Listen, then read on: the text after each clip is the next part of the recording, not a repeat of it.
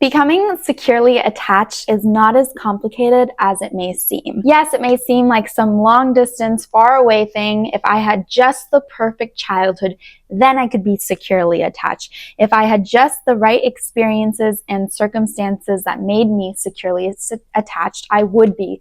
But I did not have those experiences. So we think we're stuck in our attachment styles. We think we're stuck in this endless loop of being attached to people in ways that are only hurting us. But in actuality, becoming securely attached is very easy, and I'm going to share with you how. Me personally, I was very anxiously attached in my past relationships. This is not just romantic relationship. This also is friendships as well. I was always nervous about how the other person felt about me, wanting to come off as the best friend I could, wanting to come off as the best girlfriend that I could, and really anxious about how they felt about me. It's basically like people-pleasing overload, like really like my needs on the back burners and whatever they need in front. Like whatever they need, I will give because I want this person to stay in my life.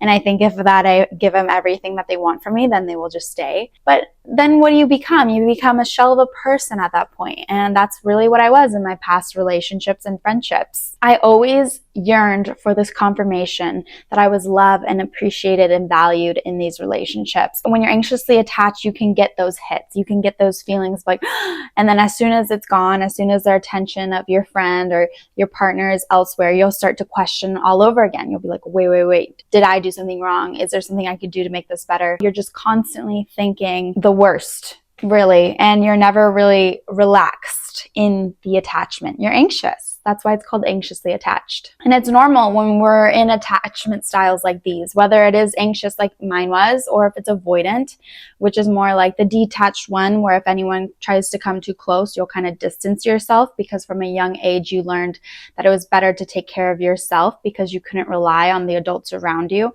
So when someone in your romantic or friendship life tries to come too close, you distance yourself because you know it's not safe. You know you can't really rely on other people. Attachment styles are very complex. You could have a little bit of this, a little bit of that. You know, it's not black and white. It's really easy before you start to heal, before you become aware of your attachment style, to blame the other person, to blame your friend, to blame your partner for making you feel these horrible ways. Like if you just acted in the way I wanted you to act, then I would be okay. Then I would be relaxed. But it's actually an inward job, and we really have to work on taking care of ourselves in order for our outward reality to look the way we want it to. I'm going to share with you 3 ways to become securely attached as soon as today. First, become aware. That's what you have to do. You have to become aware of your triggers, what causes you anxiety, what causes you to become avoidant. All these things is just about getting to know yourself better. And honestly, with this one, I just feel like it's just getting older. Like growing up is like this job of finding ourselves, knowing what we like, knowing what we dislike, and kind of forming into the person we want to be with this knowledge. If you acted in a certain way in a past relationship that you're not fond of, you learn from that, you grow from that. And if you had success in a previous friendship and then non-success in the next one, look at the traits that went well with the one that was successful versus the one that wasn't.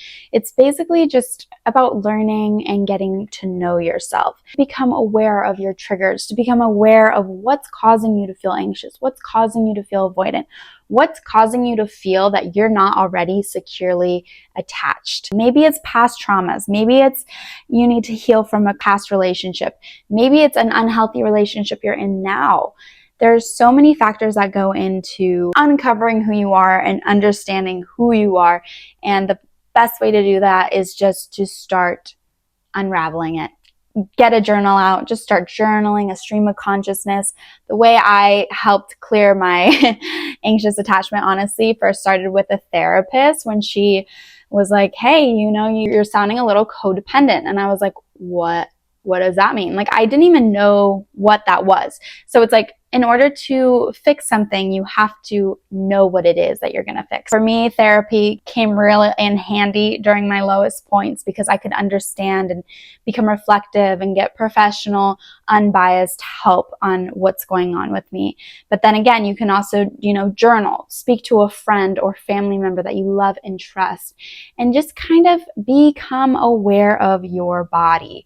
The more that you can feel how you feel in certain situations, like, ooh, this is getting my blood rising, or ooh, this is making me want to contract, like understanding yourself in that way is going to be so beneficial. And not just in relationships that are romantic or friendships, but even your work life and career. Being able to self-regulate yourself is going to really help you find success in whatever aspect that you want. When we are not in control of our emotions, when we are not in control of ourselves, we have control over nothing, because at the end of the day, we can't control what another person does. We can't control what an outcome is going to be, but we can control how we react. Becoming your own best friend, really understanding who you are. Start reading books, start watching videos, start seeing how your past traumas may have led you to this point, to being in relationships that are no longer serving you, to being in relationships that could be better. The way that I began to heal was becoming aware of it and becoming knowledgeable in it. It's so validating when you're feeling this way and you're not sure why. You're not sure why you're triggered in this relationship. You're not sure why you're anxious. You're not sure why you're avoidant.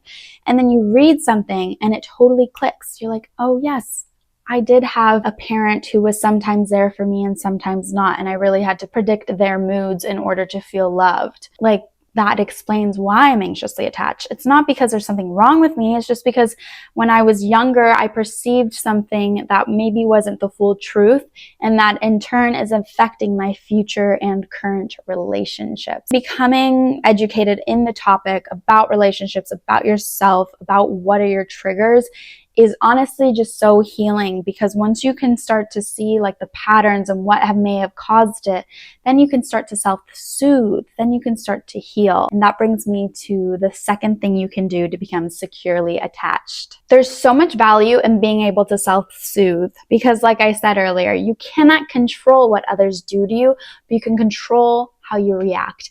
And how you react is how you self-soothe. If something's triggering you in the moment, and if you talk about it in this moment, it's just going to be an emotional mess. You're going to be all over the place.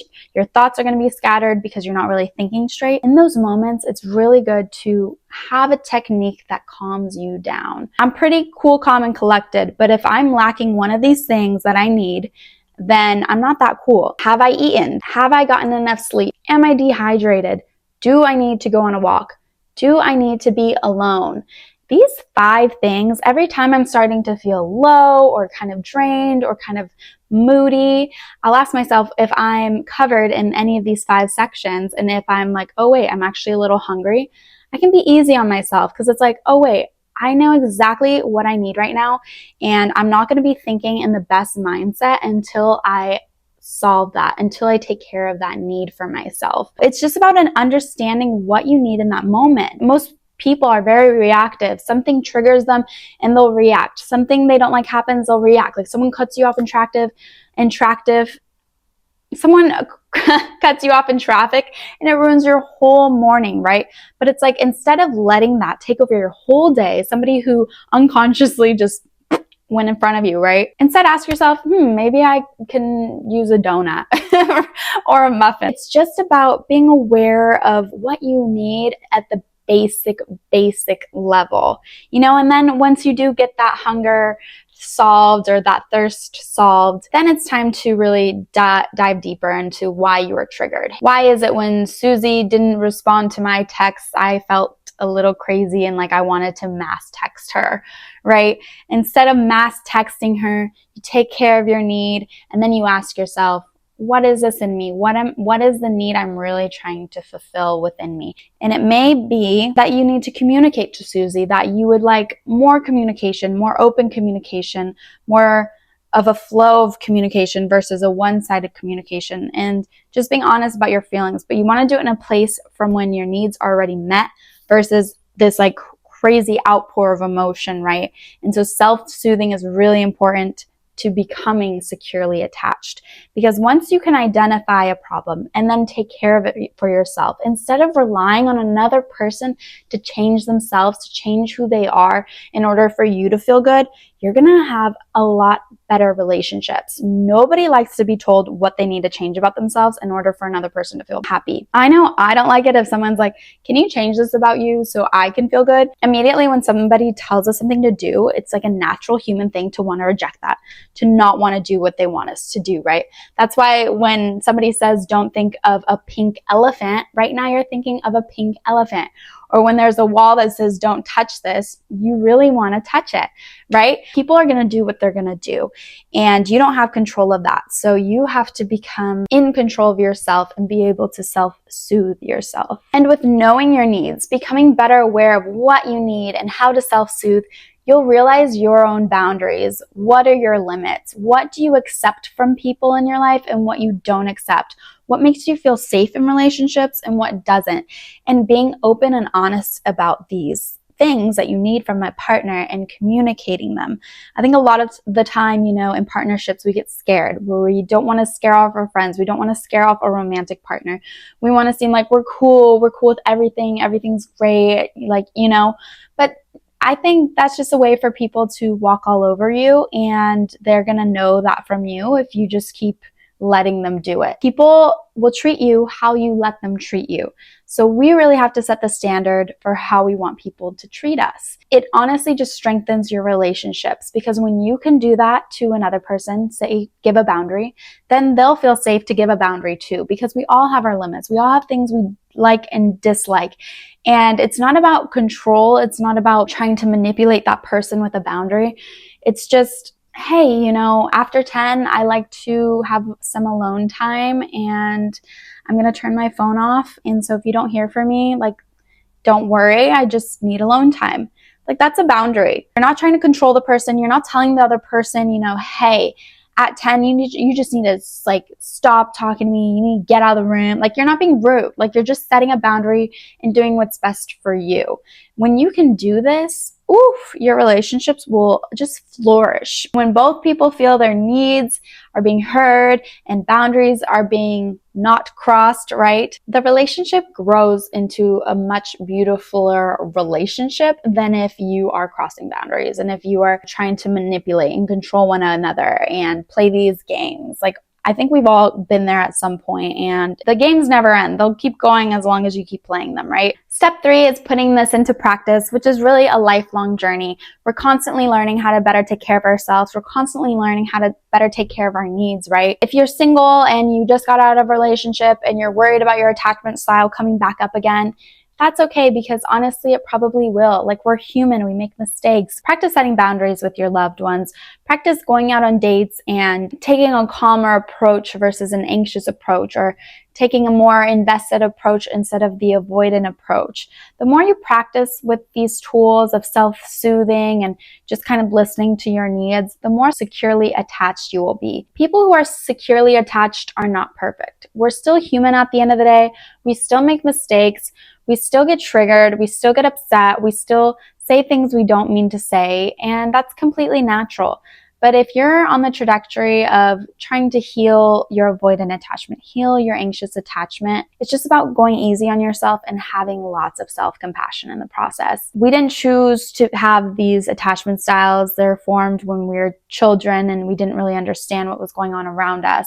They're completely normal. So many people have some type of attachment style that they're working through, that they're healing. But it is possible to become securely attached.